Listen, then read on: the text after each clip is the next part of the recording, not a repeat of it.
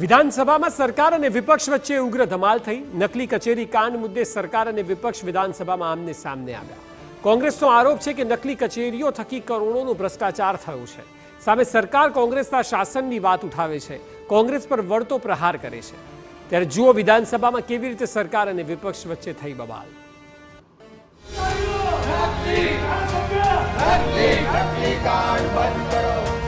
વિધાનસભામાં ઘમાસાણ, નકલી કાંડ મુદ્દે બબાલ।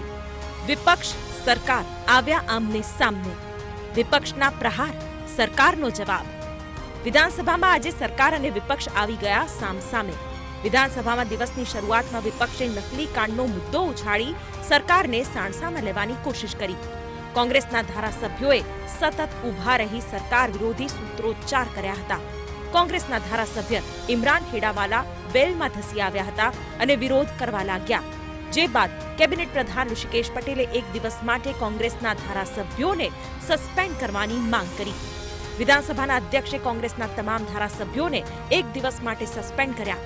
કોંગ્રેસમાંથી તુષાર ચૌધરીએ નકલી કચેરીનો મુદ્દો ઉઠાવ્યો હતો। વિધાનસભાની પ્રશ્નોત્તરીમાં 9મા ક્રમાંક પર મારો પ્રશ્ન હતો। મેં માત્ર એટલું જ પૂછ્યું હતું કે છોટાઉદેપુર જિલ્લામાં આવી નકલી સરકારી કચેરીઓ કે જે વિભાગમાંથી ગ્રાન્ટ પણ લેતી હતી એવી કેટલી કચેરીઓ પકડાઈ, તેનો જવાબ મંત્રીશ્રીએ ઉત્તરમાં કીધું છે આવી કોઈ ઘટના બની નથી। પણ પછી જવાબમાં જેમણે સ્વીકાર્યું પણ ખરું કે ખરેખર 5 કચેરીઓ નકલી કાર્યરત હતી। એને લગભગ આદિજાતિ વિભાગના 21 કરોડ 50 લાખ રૂપિયાની ગ્રાન્ટ પણ ફાળવણી કરવામાં આવી છે। અને આ જે કચેરીઓ હતી એ કાર્યપાલક ઇજનેર સિંચાઈ, પ્રોજેક્ટ ડિવિઝન બોડેલી, નાયબ કાર્યપાલક ઇજનેર સબ ડિવિઝન 10 ગુજરાત રાજ્ય પાણી પુરવઠા બોર્ડ, નાયબ કાર્યપાલક ઇજનેર સબ ડિવિઝન ગુજરાત રાજ્ય સિંચાઈ પાણી પુરવઠા અને કેનાલ વિભાગ, કાર્યપાલક ઇજનેર સિંચાઈ યોજના વિભાગ નંબર 2 અને નાયબ કાર્યપાલક ઇજનેર સિંચાઈ યોજના પેટા વિભાગ 10 આવી 5 નકલી કચેરીઓ 2017 થી કાર્યરત હતી।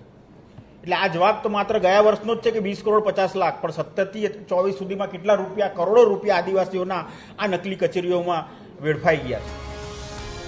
કોંગ્રેસનો આક્ષેપ છે કે છેલ્લા 8 વર્ષથી રાજ્યમાં નકલી કચેરીનો ધમધમાટ ચાલી રહ્યો છે, છતાં કોઈ કાર્યવાહી કેમ કરવામાં નથી આવી। બારોબાર ઘર ભેગું કરવાનું જે આખું ષડયંત્ર ચાલતું હતું એ બાબતે સરકાર શું કરે? તો સરકારે પહેલા તો એમ કીધું કે આવી કોઈ કચેરીઓ અમારા વિભાગ હસ્તક નથી ખુલી, અને પછી એ જ પ્રશ્નના જવાબમાં મંત્રી શ્રી સ્વીકારે છે કે આ કચેરીઓ 2017 થી ચાલતી હતી ને 2024માં પકડાઈ। એટલે 8 વર્ષ પછી સરકારને ખબર પડી કે નકલી કચેરી ચાલે છે। આ તરફ સરકારે નકલી કચેરી મામલે પોતાનો બચાવ કર્યો છે। રાજ્ય સરકારના પ્રવક્તાએ કહ્યું છે કે આ મામલે સખ્ત કાર્યવાહી કરવામાં આવી છે। સરકારે આ બાબતની પૂરતી વ્યવસ્થિત તપાસ કરી, એમાં અધિકારીઓ સંડોવાયા હોય કે પછી કોઈ બીજા ઇસમો દ્વારા આ સમગ્ર નકલી કચેરીઓનો જે ઘટસ્ફોટમાં જે લોકો પણ સંડોવાયા છે, એક નિવૃત્ત આઈએએસ અધિકારી અને ચાલુ કર્મચારીઓ પણ, જે ચાર્જશીટ આપણે રજૂ કરી છે એમાં તમામને આપણે સમાવી લીધા છે।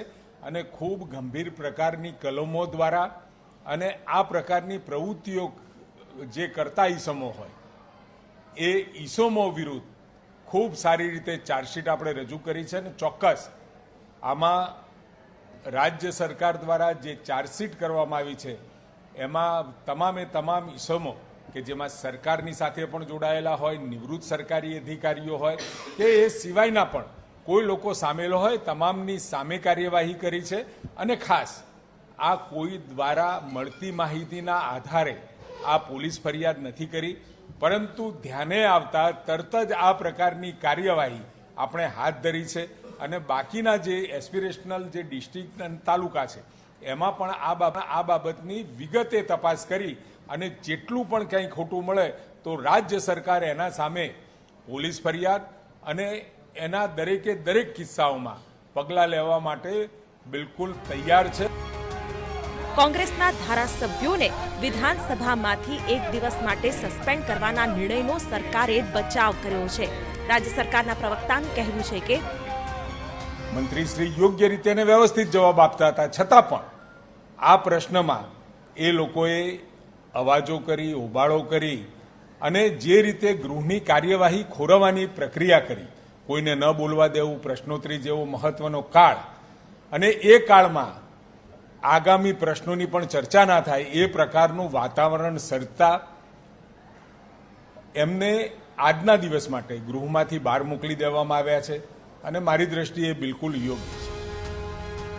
છોટાઉદેપુર અને દાહોદ જિલ્લામાં નકલી કચેરીઓ સામે આવી હતી. છોટાઉદેપુર જિલ્લામાં 21 કરોડ 15 લાખનું કૌભાંડ કર્યું હોવાનું બહાર આવ્યું છે. બે પૂર્વ પ્રાયોજના અધિકારીઓની ધરપકડ પણ કરવામાં આવી છે. નકલી કચેરી કાંડમાં સરકારે કાર્યવાહી કરી છે. જો કે આ નકલી કચેરીઓ આદિવાસીઓ અને ગરીબોના હકના રૂપિયા હડપી રહી છે. આ વાતથી પણ ઇનકાર કરી શકાય તેમ નથી. ગાંધીનગરથી કિંજલ મિશ્રા સાથે બ્યુરો રિપોર્ટ TV9.